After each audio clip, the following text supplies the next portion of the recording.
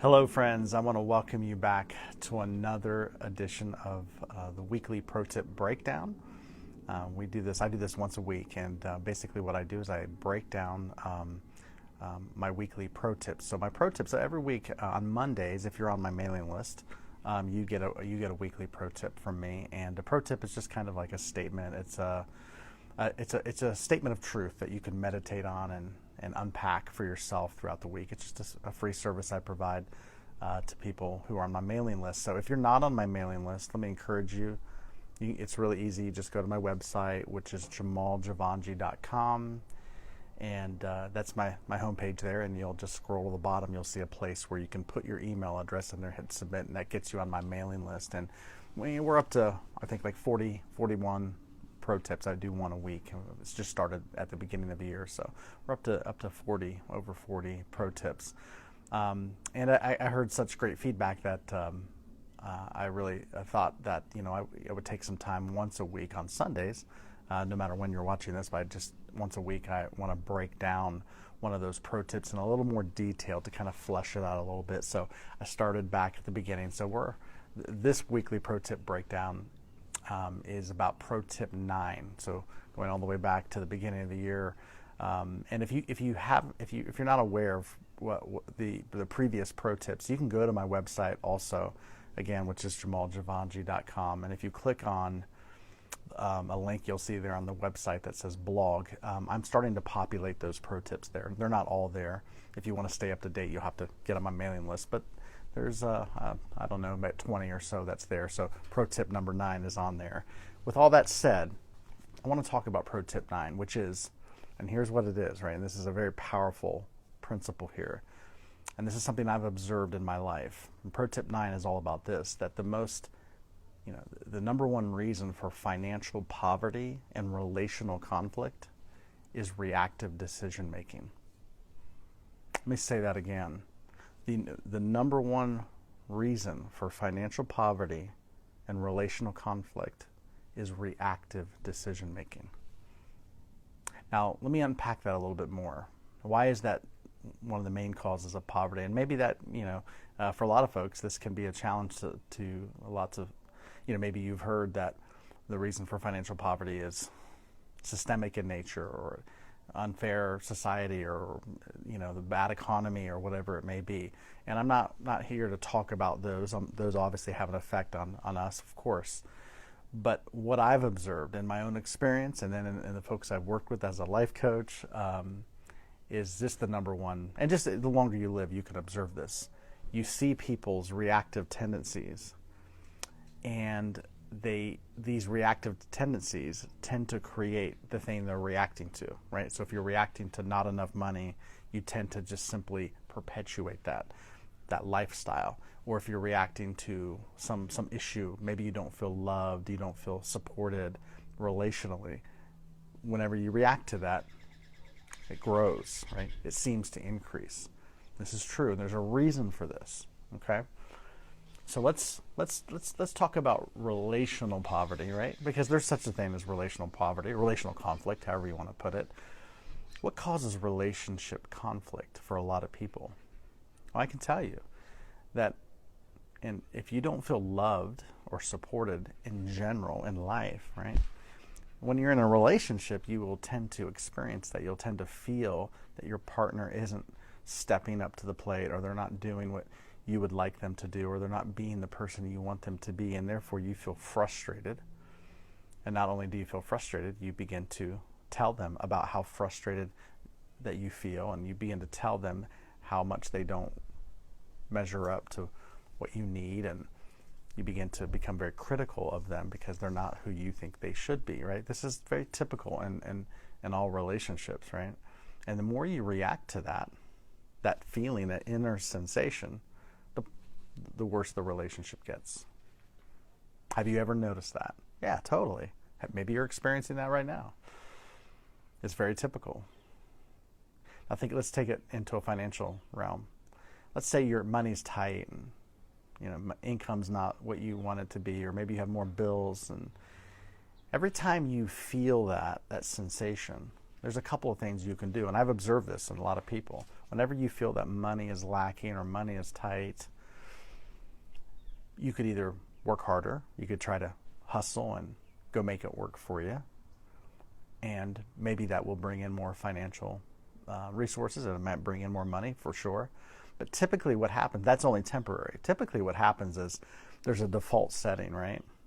And after you bring in that income, you go right back to that state of being in need again, of being pressed for money, of being pressed with a lack of resources, and then you're back in this cycle. It's like a hamster wheel. And the reason this keeps happening and financial poverty increases, right, is because that state of being, of feeling that there's not enough money, is actually what's creating the events. Now let me say that again, because that's a really challenging truth to comprehend. Your state of being, lack of money, lack of resources, or your state of being, I'm not loved, I'm not wanted, I'm not appreciated, I'm not supported, that state of being is actually the active ingredient in what you're creating. It's the active ingredient. It's not the resources. It's not the bank account that doesn't have enough money. We think it is, right? Our mind is trained to look to the external world and point to the reasons why we are in this state. So the mind will look at the bank account or the economy or how much money I'm not making, or how, my small paycheck, or whatever it may be. The mind is looking at that and it's saying, this is why I feel, or this is why I'm impoverished, or this is why I don't have enough. It's unfair. Maybe you went through maybe you went through a divorce or something, and the terms of the divorce aren't fair to you, or whatever it may be.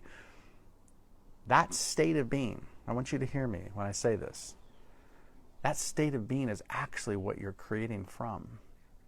See, we all have, every single one of us, we all have currency. Now, what do I mean by currency? Well, currency, the root word of currency is current. And current is energy. It's just energy. We all have a specific focus or energetic focus or point of view in any given moment. Every one of us. This is the superpower that we have by being a human being. We have this thing called an energetic focus or consciousness, or there's a lot of words we could use to talk about this, but it is your awareness is your currency. Your focus is your currency. And the more you try to change your circumstances, the worse it gets for you. The more you try to change the external financial circumstances, or the more you try to, if your relationship isn't working out, you can always break up with that person and find a new person. But if you'll just observe the patterns, you just repeat the same thing, because you're creating the same vein, because your energetic focus is lack. It's lack. I had a friend who was going through some relational difficulties, and had been going through this set of relational difficulties with her partner for many years. And she was debating whether or not she should get out of the relationship, and that's a whole different conversation. We can make a case, for staying in relationships or getting out of relationships. But the deeper issue that she was experiencing, and this is the main point here, the deeper issue that she was experiencing was she constantly felt unloved, unheard, and unsupported. And it was true that in her relationship with her partner, he didn't seem to really appreciate her or support her, and there were some patterns that were really mirroring that back. But she thought that if she breaks up with her partner and gets rid of him, that she would feel much more at peace, she would feel much more loved, and then she could get on with her life and find the relationship that would make her happy. And she told me this very, very clearly. I said, what would solve your problem? She said, well, if I could get out of this relationship, it would be great. It would be amazing. And I said, what do you think is going to happen if you get out of this relationship? And she said, I feel immediately there'll be a lot of peace, and I'll feel loved. I think I would feel loved. I think I would be able to go and find love. I said, okay, no problem, if that's what you want to do, And she did. She ended the relationship, the relationship did come to an end, and it did feel exciting for a few weeks, but it didn't take long before the same issue, right? This frustration of her state of being started to come right back. She started to feel lonely. She started to meet new people, and she would get into dating situations with new people, and after the newness wore off, she found the same issues. It just seemed to repeat over and over and over, that no matter how many relationships she got into, it was like the default setting was the same. I'm not loved. I'm not appreciated. And she kept saying, I keep meeting losers. I keep meeting these guys who are just losers. Where are all the good men? And this, she didn't realize is it's your state of being that is actually creating the circumstances that you're experiencing. That if you want to find love in a partner out there, this is manifestation 101. You have to learn, and this is not a small thing. You have to learn to come home and to be okay with yourself. Right? You have to learn to live in a state of love within yourself before you could ever find it externally in a satisfying, meaningful way. Now that's easy for me to say, but that is a process. It takes work, it takes intentionality. It is possible, but that is the work. And until your internal state changes, nothing will change for you externally. But you don't change the internal. Hear me when I say this. If you're just trying to work on the inside so that your outside changes, if you're just trying to change your internal state from being unloved to loved so that you can find a partner, that's illegitimate. Because now you're doing something with an expectation of a certain outcome. And because of that, you're not able to shift and truly change that internal state of being. The same is true for financial issues. A lot of people, they feel pressed financially, so they kind of get into this, well, if I have to change my internal state of being so I can make more money, then they really go to work and trying to adopt some of these principles. But abundance and poverty is an internal state of being. You don't change the inside so you can make something happen externally. You simply change the inside, and that's where you live from. A person who feels impoverished or there's not enough resources is simply not paying attention to life. I know that sounds really easy for me to say, but I've discovered it to be the truth. See, life is abundant. This moment is abundant. You are surrounded by abundance. But where is your focus? If your focus is on what you do not have and what you're lacking, all you'll be able to do is manifest a life that mirrors that state back to you of what you're lacking. If you want to create a life of abundance, you have to simply pay attention to the life that is abundant, which is with you right now, which is in you. That's an inner process. It means you have to let go. The more you act, the more decisions you make from this place of lack. You may take a job, you may start a project, start a company, start a business. Doesn't matter what it is. If you do it because you feel lacking and you want to create more abundance for yourself, you're just going to kick the can down the road. You're actually going to create more financial instability for you. If you get into a relationship because you feel lonely and you want to feel loved and supported, the more you pursue those other people and those other relationships, the worse it will become for you. We must learn to live in love with life itself. We must learn to live in abundance because life is abundant itself. Only then can we create a life that reflects abundance and reflects love. I hope that makes sense. There's a lot more we could say about that. Obviously, in my coaching work, we dive into that very deeply and begin to make those internal shifts at a very significant level.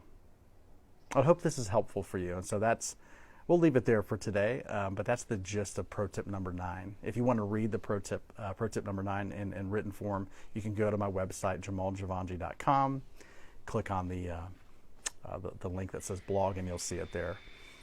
If you're watching this on YouTube, please like the video and share it with somebody that it could help with, and subscribe and do all the things. But really hope this is helpful. It's a service that I want to provide weekly for you, so stay tuned to more videos like this. Okay? Take care. Bye-bye.